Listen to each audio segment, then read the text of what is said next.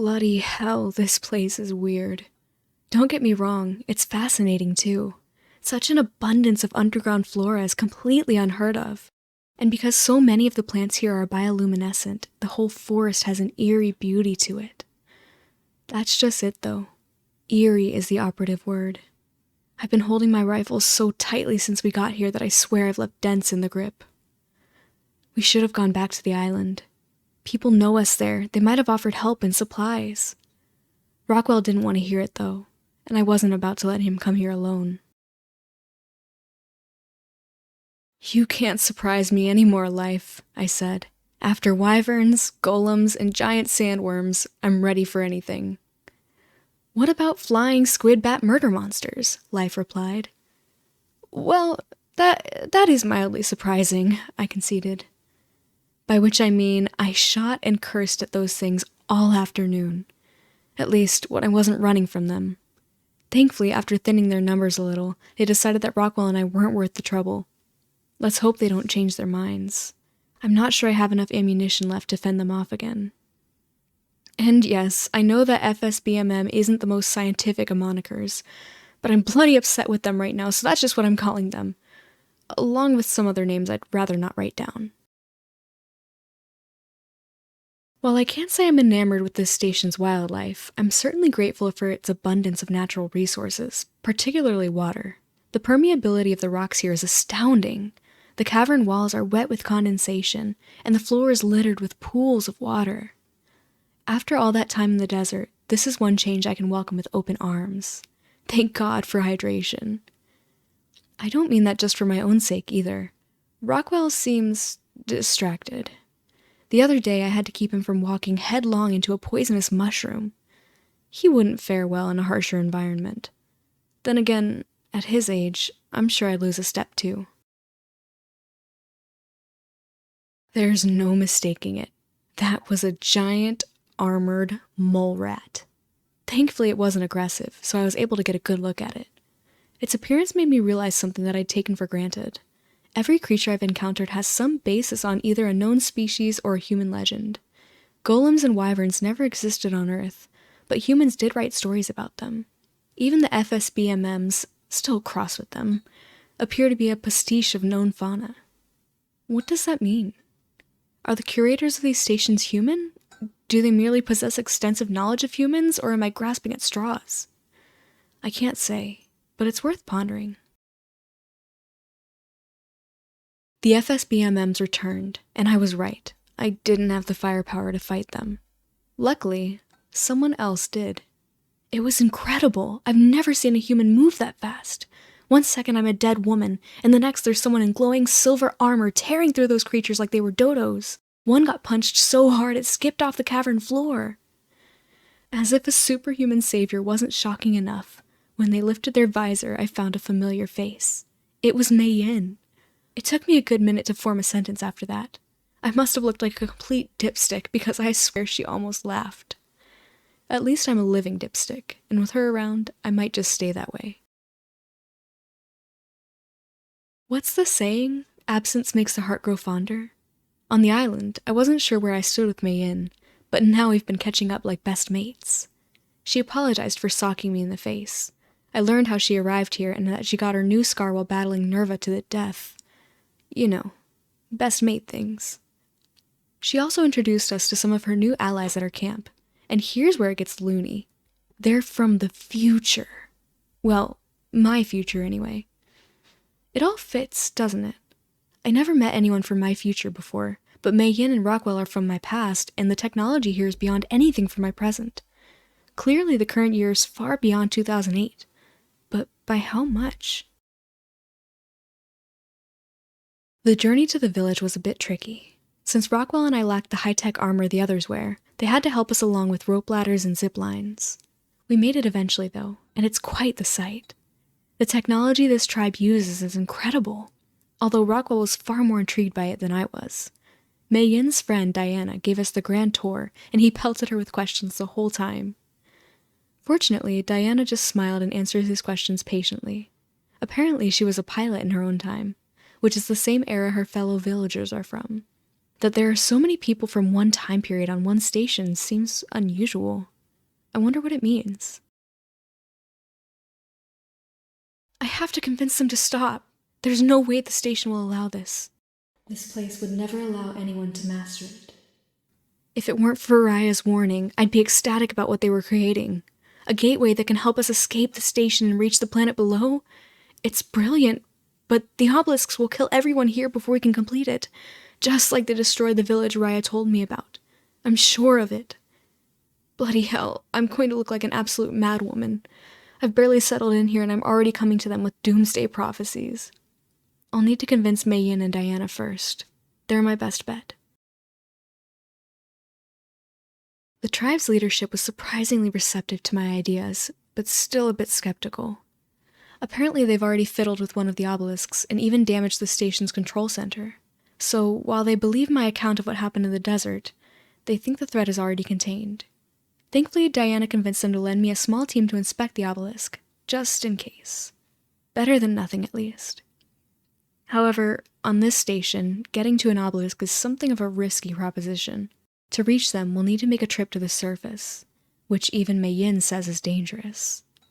That means before I go, I'll need to get a crash course on that armor.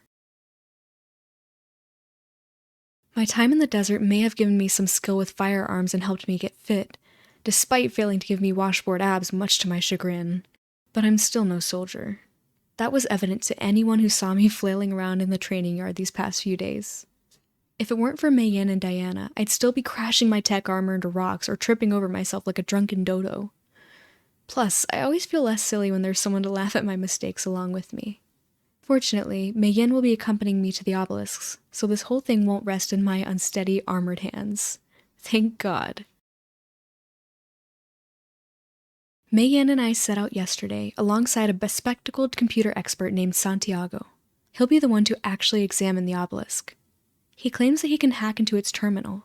If it's preparing to unleash a surge of power, as I suspect, then he says he might be able to reroute it. Rockwell, for his part, is staying behind. He's been aiding the village's scientists in their studies since we arrived and has become rather engrossed. Every other sentence with him is about that bloody metal he named after himself. It's a bit troubling, but thankfully Diana said she'd look after him. I can't spend time worrying after Rockwell now, though. The fate of that whole village might depend on this expedition. Focus up, Helena. Let's do this. The structure of this space station must be vastly different from the others to allow for these massive caverns. Is that uncommon, or do many of the stations vary so radically from one another? I've only seen 3. For all I know, they could come in all shapes and sizes. Speaking of different, Mei Yin's been fairly talkative since we left, at least for her. She'll still grow quiet sometimes, but instead of trying to burn me to death with invisible eye lasers, she stares into the distance and idly fiddles with her necklace. I think it depicts a plane or spaceship of some kind. I wonder where she got it. They weren't exaggerating when they said the surface was dangerous. Direct exposure to sunlight during the day will quickly burn a human to a crisp, even in this fancy armor. That means we have to adjust our sleep schedules and wait just below the surface until night falls. When it does, we'll make a mad dash for the obelisk, let Santiago get in as much work as he dares, then run our asses back to safety. Struth, I thought that bloody desert was diabolical, but this tops it for sure. Why couldn't we do something simple, like flee from a pack of ravenous Allosaurus or something? This life I lead, I swear. Santiago's still going over his readings from last night, but even without them, it seems clear that the obelisk was behaving oddly. It was pulsing wildly, and the ground beneath it received regular tremors, as if the whole station was on the verge of tearing itself apart. If this obelisk goes off, it could mean Armageddon for every living thing here. Despite this, Santiago is insisting on analyzing his readings. The scientist in me is proud of his dedication to hard evidence, but the part of me that would rather not be obliterated by a mysterious, high-tech space station really wishes he would hurry the hell up. We shared our findings with the village by radio. Santiago's analysis confirmed what I suspected. The obelisks are highly unstable. They could be days away from reacting. However, Santiago raised a good point. Even if the Gateway project is shut down, we can't say for sure that it would stabilize the obelisks. It may be too late to dissuade the station from destroying the village. The only way to ensure our survival is to shut down the obelisks themselves. According to Santiago, we can't do that from the obelisk's platforms, but he may be able to manipulate said platforms into teleporting us somewhere we could, specifically into the heart of the station itself. It's a huge risk, but it may be the only hope we have. I can't believe it. We actually made it. We're inside the station. There's a platform here that Santiago was able to lock onto. Perhaps it was used while the station was being built? The architecture here is similar to that of the control center I encountered before, a jagged cavern of metal, lit by an unearthly blue glow. There's a constant hum all around us, likely from the power being sent to all areas of the station. Hopefully Santiago is able to find a map on that console he's been messing with. Then all we have to do is find a control room and shut down the obelisks. Simple, right? Right. As we made our way deeper into the station, we passed through a massive chamber. It was so vast that I couldn't see the bottom of it from the bridge we were on. Yet it was packed full.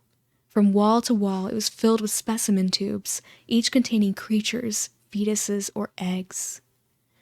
I knew from the holograms that I'd seen on the island's control center that each station created its own creatures, but I'd never seen where the process actually occurred.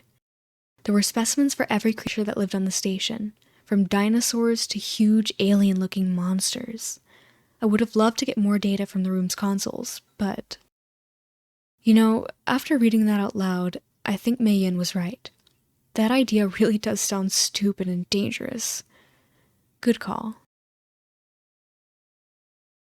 Ever since I saw those strange holograms in the island's control center, I'd considered this possibility in the back of my mind, but I wasn't prepared to confront it.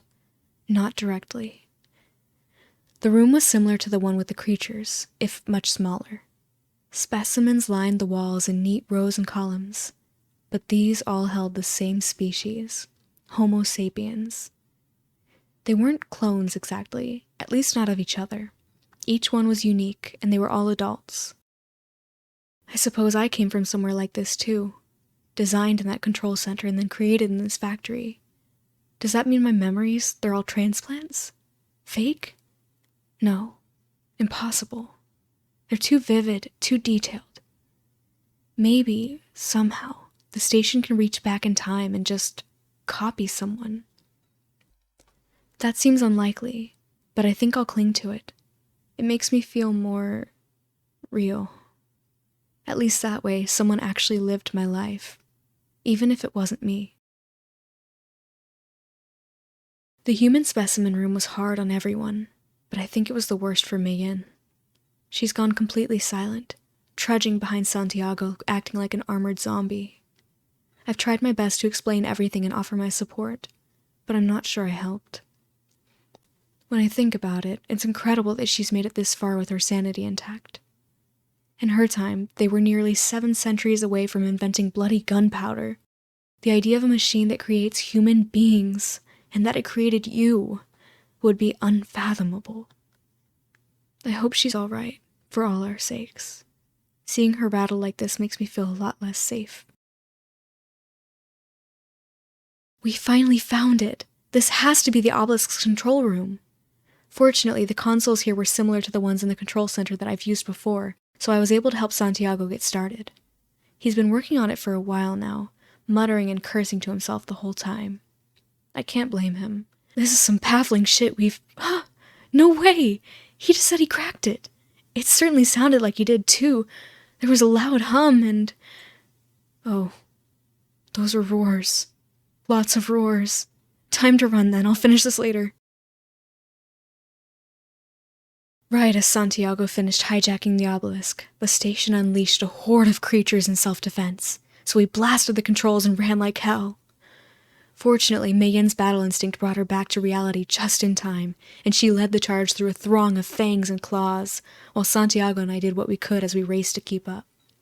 Even though Santiago had prepared the platform for a quick getaway, it was a close call. I had to pull him through the portal just before it closed, but in the end, we made it. We're covered in guts and still a bit twitchy, but we made it. Struth, what a day. I need a pint and the world's longest nap, stat. You'd think I'd be more enthused. We saved the village, I confirmed the true nature of these space stations, and when the getaway project is complete, we could actually escape this madness. It's all good news, really. So why am I not thrilled? I tried sketching some of the wildlife we've spotted on the way back to the village, but I stopped halfway through. What's the point? In the desert, I told myself it was a form of self-expression, but is it really? If a machine created me to behave a certain way, am I expressing myself or the will of the machine?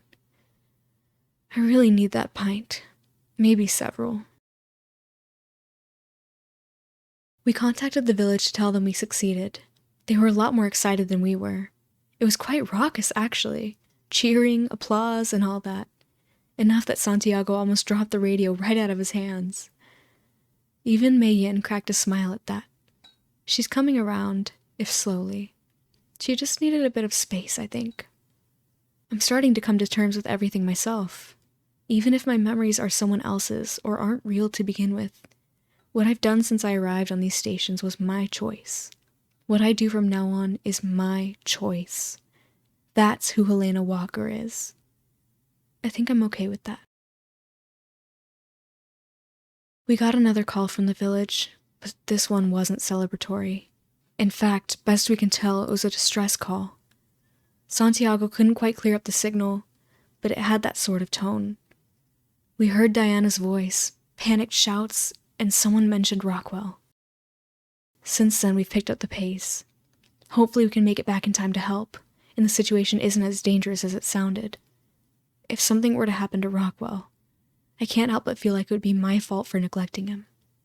Damn it all, we've got to hurry. I'd feared we would be too late, but I never expected the village to suffer such complete devastation. There were bodies and debris everywhere. I nearly retched at the sight. In the distance, I could just make out the culprit, a colossal, violet figure disappearing into the cavern's depths. We raced to find Diana, but by the time we arrived, there was nothing we could do. She died of her wounds in Mei Yin's arms, somehow still smiling. However, before she passed, she was able to tell us the identity of the monster that had done this. His name was Edmund Rockwell. I can't let Mei Yin go after Rockwell alone. It's my fault that he was here. He's my responsibility. So why am I huddled here, writing down my thoughts as though I'm too afraid to say them out loud? For weeks we've been besieged by monsters that Rockwell either bent to his will or created himself, but today Mei Yin finally grew sick of hiding. She grabbed every weapon and able-bodied beast she could and left to hunt him down alone. I've never seen her like that. Even Nerva never made her eyes burn with such hatred. Damn it, she's going to get herself killed and it'll be my fault. But how can I shoot him? He's my oldest friend. He helped me when I had no one else. But it's my fault, so I have to try. I have to. I caught up with Mei Yin and Rockwell among the flowing rivers of magma in the deepest pits of the caverns, where they were already in the midst of battle. By then, Rockwell had grown into a hulking monstrosity, lashing out with flailing tentacles. I needed only one look at that hideous, misshapen face before I made up my mind. I fired until my trigger finger went numb, and together we were able to divide his attention. In his fury, Rockwell created a hole in the cavern floor, and with one final blow, Mei Yin forced him through it. She nearly fell in herself, but I managed to catch her arm just in time. Thank God I did. If she'd fallen, well, I'm just glad it's over. To Sir Edmund Rockwell. Know that I choose to remember you not as the monster you were in your final moments, nor as the secretive, obsessive man you became after I found you in the desert. I should have seen the signs then. If I had, perhaps I wouldn't have to mark this empty grave. This grave is for the man you were, and the man I will remember. He was the man who I'd talk and laugh with over tea long into the night, and the man who'd offer me supplies and a steed without a second thought. He was a scientist, a scholar, and a gentleman. Wherever that man is, I hope he is at peace. Your friend always, Helena Walker. The effects of the monster's rampage still linger. Mei Yin hasn't said a word since we returned. She just stares at that starship necklace, turning it over in her hand again and again. It took an hour of coaxing just to get her to eat. At least the Gateway Project survived, through one miracle or another. Santiago is organizing the survivors into teams to complete it. He thinks they can finish it within 2 weeks. I suspect I won't be welcome to join them when it activates. Not that I blame them. I brought Rockwell here with me. The people he killed, the destruction he caused, it's on my head. How could I ever ask forgiveness for that? The gateway is set to be complete tomorrow, so last night I packed up my things and prepared to say my farewells. Santiago protested, but ultimately understood. Mei Yin, on the other hand, I've never seen her break down like that. It caught me completely off guard, as did the part where she wouldn't let go of my wrist. She kept saying that she'd already lost too much and that she couldn't lose anything else.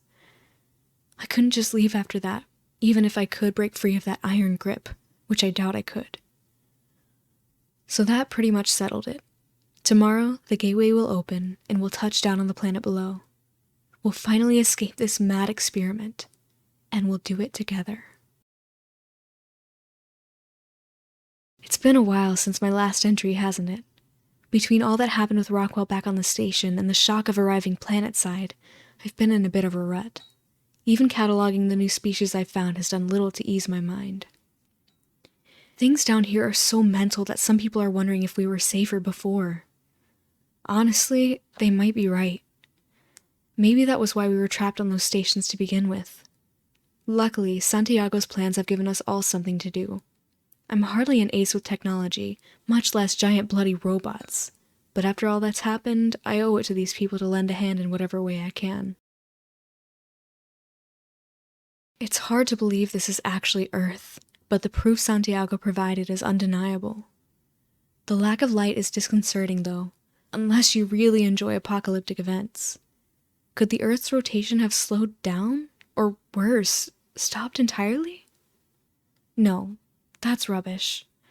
With the atmosphere out of control, all those abandoned buildings would have been decimated by wind, and those giant creatures would never survive the shifting oceans, extreme temperatures, and weakened magnetic field. Yet, if all those space stations above us could somehow form a magnetic barrier and repair the atmosphere, well, anything's possible at this point. Maybe that's their real purpose, or maybe they're behind this mess in the first place.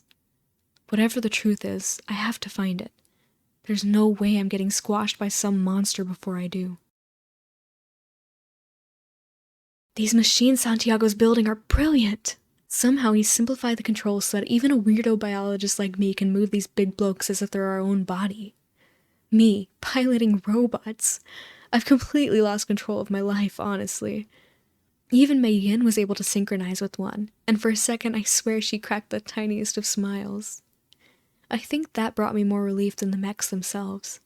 She's fought so hard to get here, and been through so much. Especially that nightmare with Rockwell and Diana. I hope that at the end of all this, I can help her find some shred of real happiness. She deserves it. I had a talk with Santiago today. A real one, I mean, not the sarcastic banter that's his preferred method of communication. I was pretty surprised. I didn't think that had an off switch. He'd been thinking about the cloning chambers we found back on the station. Are we clones of real people? If so, are we responsible for their actions? And what was the point of it? All questions I'd asked myself, but rarely had a chance to discuss. I told him that we can't control any of that, and that all we're really responsible for is how we lived from now on. I'm not sure that's the answer he wanted, but for now, that's the best I have. Why does it always feel like everyone's making sacrifices for me? Rockwell, Mayin, Raya, Diana, and now Santiago. Just before we could finish powering on the mechs, the monsters finally attacked in force. Only one of the machines was operational, so Santiago used it to lure them away. By the time Mayin and I managed to power on our suits and fend them off, he was gone. There was no sign of him. Well, it won't be for nothing, Santiago. With the tools you've given us, I'll find the truth behind all this. Then I'll have those better answers you were looking for, I promise. With Camp Omega compromised, we've decided to head for the wastes. There's not many of us left, and there's only 3 mechs remaining, piloted by Mayin, myself, and a fiery URE bloke named Kazuma. So we can't form that superweapon Santiago designed. That means if we run into anything too big or too nasty, it'll be trouble. Yet we don't have a choice. The answers are somewhere in that wasteland, and hopefully safety along with them. God, this whole piloting thing still feels bizarre, but I guess my nervous system just linked up with the machine really well. And it's what I wanted, isn't it? I'm finally something more than dead weight for other people to lug around. I can do my part. I just hope I don't let everyone down. The mutated creatures in this wasteland can be as vicious as they are grotesque, but so far we've been able to fend them off in the mechs. There have been a few close calls that have me worried, though. The other day, Megan just sort of charged in without warning and nearly got herself blindsided. Not that I'm any sort of tactical expert or anything, but it just seemed reckless. That's not an isolated incident either. She's constantly trying to take on more enemies than Kazuma and I. I don't think it's a matter of ego. With Santiago gone, it's like she's put the burden of protecting the survivors on herself alone. Doesn't she realize that I'm right here, finally able to share the load? Somehow I need to make her see that. It's funny how the one subject that managed to put Mayin at ease still had to do with fighting. After a fashion, anyway. I'd said that I wanted to talk strategy, but mostly I just ended up showing her all the ridiculous tag team moves I've been sketching out for our mechs. The dossier driver, the bio-beast bomb, g'day mate. This stuff was gold. I can't believe she didn't go for any of them, but at least she lightened up a bit. For a while, it was almost like we were back on the island, failing to cook a decent meal and chatting about raptors. Bloody hell, you know your life's a mess when the good old days has you stranded on an island full of dinosaurs, don't you? Yet, here we are. I'm still amazed we actually tried that, and more incredibly that it actually worked. When Mei-Yin said she wanted to try the "may I help you" maneuver, I thought maybe she'd taken a knock to the head, but we really pulled it off. If only Santiago was here to see it. What an absolute ripper! To be honest though, I was terrified through the whole thing. I'm scared to death every time I get in that mech. But I'll keep doing it. I can't just rely on Mei-Yin all the time, and even she can't fight all these battles alone. I think she's starting to see that too.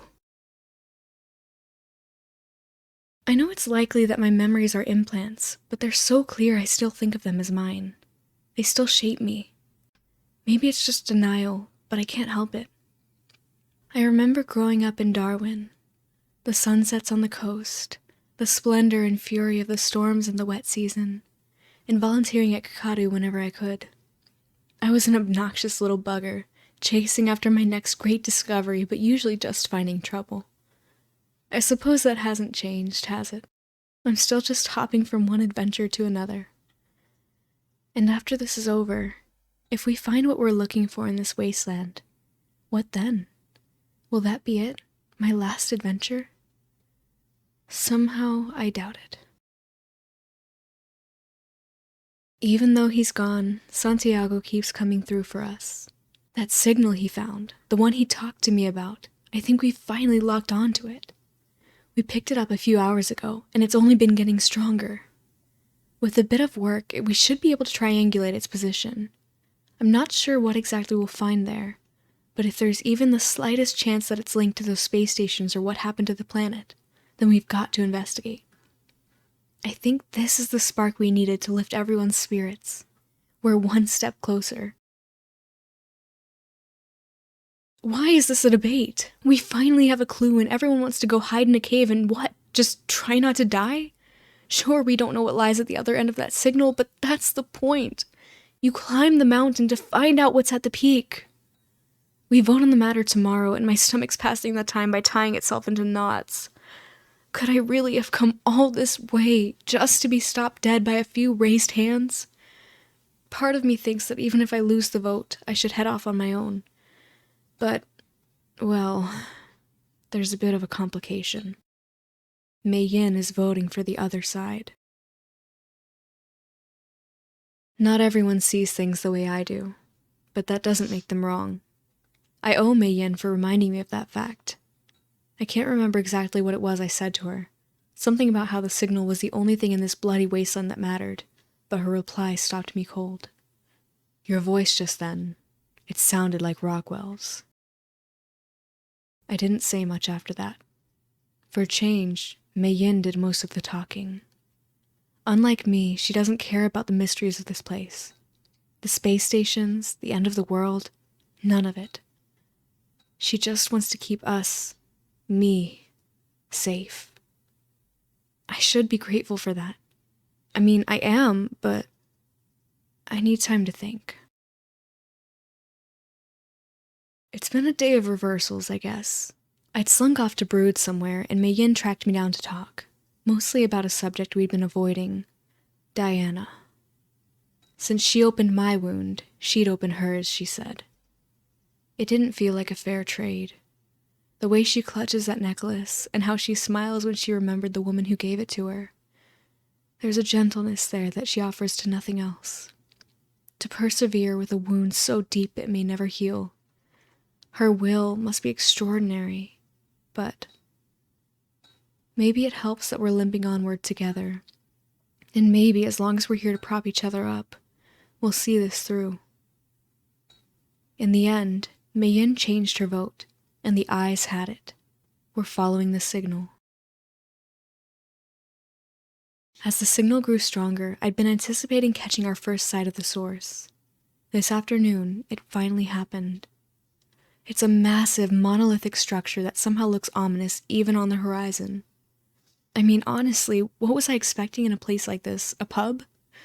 The ruins we've seen aren't exactly brimming with hospitality, or pints for that matter, sadly. That said, it does seem to stand apart from the other buildings, almost as if it was built separately. That would make sense if it's connected to the station somehow, and also explain why it has power. As to its purpose, well, there's only one way to find out. This place is even more gigantic and foreboding up close. If the architects were trying to instill an impending sense of dread in their visitors, then well done, they absolutely nailed it. Really, I campaigned for us to come here and now even I'm wary about going inside. That's a bit embarrassing, isn't it? Well, no sense in putting it off. The entrance is too small for the mechs, which means we could be in for days of exploring on foot. Of course, we could cover more ground if we split up. But given the building's aesthetic and my rudimentary knowledge of horror films, I've expressly advised against it. All right, here we go. Let's see what we can find. There's a dark sort of beauty to this place. The technology we've found so far is beyond even our mechs or tech armor, and there are rows upon rows of it, humming softly and pulsing with an eerie light. From the way it's organized, it almost looks like a library or a server room. In fact, that's exactly what I suspect it is, an archive. In other words, my instincts were right. This is the place where we finally are going to uncover all the answers we've been seeking. It has to be. If the civilization that built those space stations stored their knowledge within these halls, the secrets behind everything we've been through must lie somewhere within. All we need to do now is find a way to access it. We finally managed to get a terminal working, and, well, this is it. I almost can't believe it, but I finally found it. The mystery behind those stations, the whole reason we even exist, it's all right here. According to this, those space stations are deliberately designed biodomes called arcs, and they're exactly what they sound like, lifeboats. Whatever happened to the Earth, whether it was element-based technology like Santiago suspected, or something else, These arks were built to preserve and cultivate life in all forms: fauna, flora, and of course, human, safely separated from the planet's poisoned surface. But something's gone wrong. There's all sorts of errors here. Maybe that's why they turn into such death traps. There's something about a reseed protocol, too. I'll need time to look this over. Sorry if I'm a bit loopy. I've been deciphering the information we found for 2 days straight. Stuff sleep anyway, I run on data. So that reseed protocol I mentioned, apparently that's the endgame for arcs. They're supposed to return to the planet, and when they do, all the life they're cultivating will spread across the surface. In theory, this might make the Earth habitable again. That's where the errors come in. The reseed protocol never initialized. I can't quite figure out why, though. It just says the conditions have not been met. Damn it, that can't be it! All the answers are here, but this is the only terminal we've gotten working. I've got to find another way to access the archives. Maybe that artifact Mayan mentioned? She said it was pulsing with some sort of energy, so it probably has power. I'll ask her to show me where it is. Before Mei Yin even showed me what she'd found, I knew I was in for something bizarre, but I didn't think it would quite be like this. When I reached out to touch the artifact she found, it felt like my hand was caught in its gravitational pull. I couldn't stop myself from touching it. Some of the details are fuzzy after that, but the next thing I knew, the artifact was gone. Instead, I was staring at an enchanting, diamond-shaped object, a prism of raw, cosmic energy. I didn't get the chance to examine it any further before Mei Yin confiscated it for safety. I guess I can't blame her caution, but I'm fine, really. Sure, my head feels like a cracked eggshell and there's still tingles running across my body, but I'm physically uninjured. Somehow I have to convince her to let me study it. It's just, when I touched the artifact, I felt something, saw something. I need to understand. When I said that things got fuzzy when I touched the artifact, that's not really the whole truth. I remember bits and pieces of it, images flipping across my vision in rapid succession. At first, they were hard to distinguish, but now that Mei Yin has allowed me to study the prism at a distance, they're gradually becoming clearer. A man made of light, monsters roaring, a sky on fire. They didn't seem like memories, at least not mine. If the prism put those images in my head, well, that's a little frightening, honestly. Mei Yin's right. I need to tread carefully here. As much as I want to know the prism's secrets, if I delve for them too deeply, I could lose myself to it. We both saw where that could lead, back in that violet pit. I should apologize for pushing the matter. By now, Mei Yin and I can understand each other with only a handful of words. I just said I was sorry for being short with her, and that was that. She knows how much this means to me, and I know that she just wants to protect me, even from myself. I even told her about the images I'm seeing. She dismissed them as nonsense, but I'm not so sure. They're growing clearer with every day I spend studying the prism, and one in particular keeps coming up. In it, I see a single room, in the depths of a cave. It's both a tomb and a throne, where a coffin-like structure sits on a raised platform, surrounded by silvery metal and glowing crystals. The walls glimmer and a light shines down from above. Or is it rising up from below? I can't tell. What does it mean? Anything at all? Or do I really just need to get more sleep? Possible hallucinations aside, the prism itself is fascinating. It's similar to one of Santiago's hard light constructs, but it seems more solid. At first I suspected it was plasmal element, but I'm beginning to think that's unlikely. However, I do know one thing for certain. Its shape. Somehow, the prism has the same size and profile as the slot in the center of our wrist implants. Yes, that may seem obvious, but I was so distracted by everything else that I never noticed. So is that what it's for then? Am I meant to just pop it in there like a data drive? Oh God, what if that's all it is? Did I go through all this trouble just to see a family of cyborgs' holiday photo album? Wait, do that one again! Mom closed her optical lenses!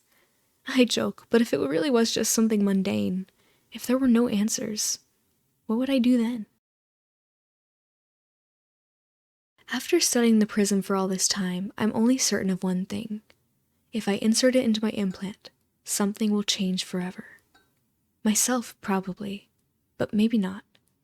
Who's to say I'd even survive the experience? Whatever the case, I think that's what it wants from me, and it wants it urgently. And me?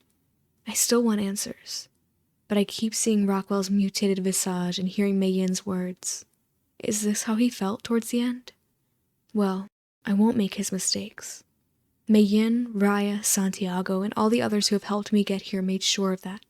I'll only use the prism if I'm sure it can't hurt the people I care about. And if that means never learning the ultimate truth of the arcs, so be it. Up until now, the images I've been seeing have been brief and disconnected, like a collage, but this last dream was different. It was a full, coherent vision, if a bit abstract. In it, I saw violet fingers clawing at bedrock, knuckle-deep in soil. They reached further, stretching, splitting, and spreading like a web as stone crumbled beneath them, until at last they found a molten heart, its cadence soft and steady. Without pity, they grasped it in their twisting tendrils and squeezed. The heart's rhythm slowed, then stopped altogether, and at last it turned to cold, lifeless stone. As the heart died, strings of shadow shot from the violet fingers. I traced them across cracked and drying flesh, and when the strands ended, I saw it, an army of monstrous shadows, hunting for even the smallest glimmer of light, and they were marching right towards me. Any thought of those images being hallucinations evaporated when Kazuma came back from his scouting run this morning. An army of monsters is headed our way, and I don't think it's a coincidence. They're after the prism, that has to be it. So if I get rid of it... No, I don't think that will work. The monsters won't stop with the prism, they'll devour everyone who came into contact with it. Somehow, I just get that feeling. Ugh, why am I the only one getting visions of how doomed we are? Show me something I can do to save my friends, you lambent little bludger. Damn it all. Maybe I'll think of something once we're on the move. For now, we've got to get the hell out of here. I've only slept once since leaving the archives, but in that brief moment of respite, another vision came to me. I saw a ladder stretching from beneath the earth to high above the clouds.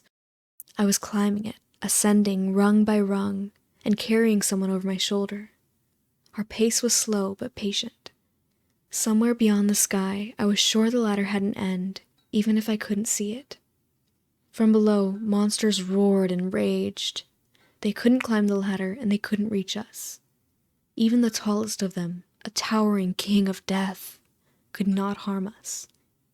And as I climbed, I could see a familiar light shining from within my wrist.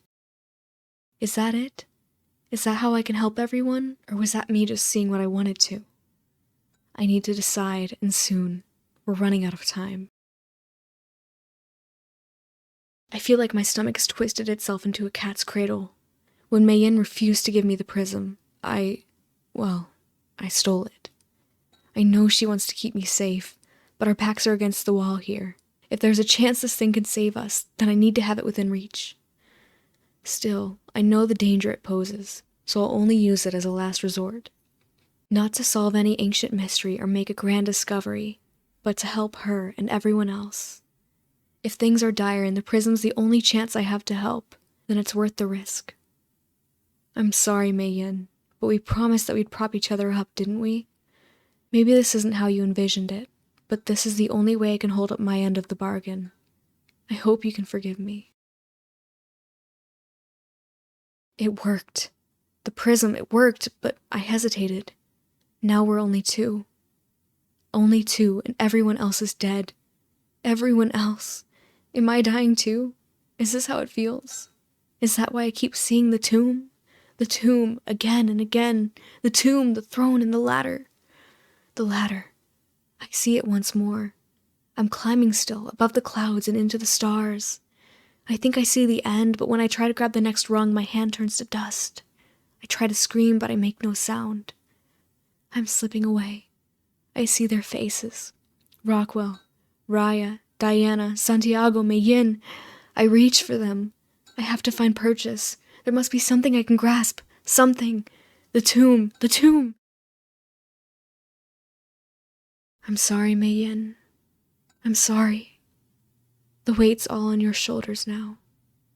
There's no one else who can carry it. The tomb. The throne. You have to reach it. You have to take me there, to the tomb of ascension. I can show you the path, but you have to walk it alone. I wish it weren't true. I wish I could give you wings. But I believe in your heart, so believe in mine. One last time, I need you to believe. Please, please.